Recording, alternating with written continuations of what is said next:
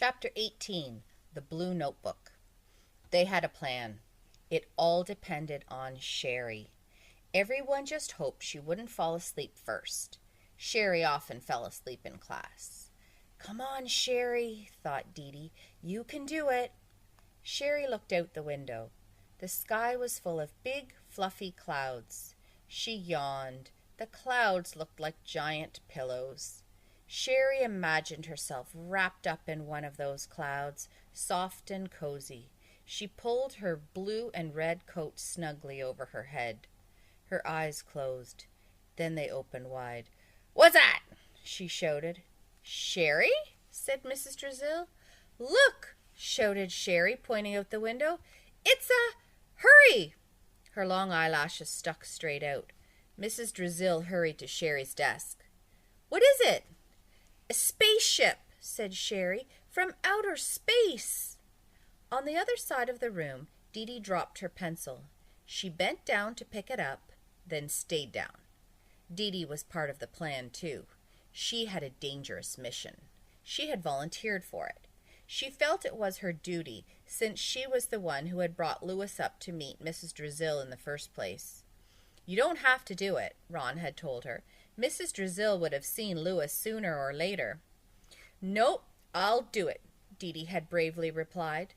Now she crawled across the floor. Mrs. Drizzle looked out the window. "Where?" she asked. "Wait, it went behind a cloud," said Sherry.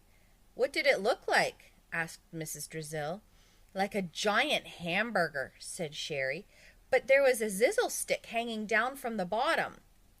Dee crawled to the teacher's desk. She reached up and quietly opened the top drawer. She removed the blue notebook. Mrs. Drizzle stared out the window. "What's a zizzle stick?" she asked. "I don't know," Sherry said very mysteriously.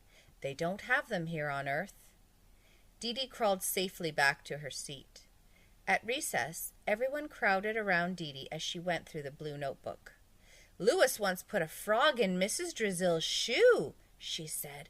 "Why wasn't her shoe on her foot?" asked Jenny. "It doesn't say," said Dee. "There's a whole list of bad things that Louis did, and he made it sound like Mrs. Drizzle picked on him for no reason." "No wonder she put a garbage can on his head," said Todd. "What else did he do?" asked Derek Bacon, who was always looking for new ideas. But Dee had already turned the page. "There are other kids a lot worse than Louis," she said, flipping through the pages. "What are you looking for?" asked Ron. "I don't know yet," said Dee, "but I'll know it when I see it." She saw it. It was a note to Mrs. Drizzle from a girl named Jane Smith. Dee read it aloud. "Dear Lizardface, guess what? I didn't do my homework again. Ha ha ha! And there's nothing you can do about it. My family is moving away tomorrow, and you don't know where. Ha ha ha! Rub a monkey's tummy. By the time you get this letter, I'll be gone. Rub a monkey's tummy with your head. Love and kisses, Jane Smith." Everyone was shocked. "How old is that letter?" asked Myron. Dee checked the date, then did the math in her head. Jane Smith wrote it 26 years ago.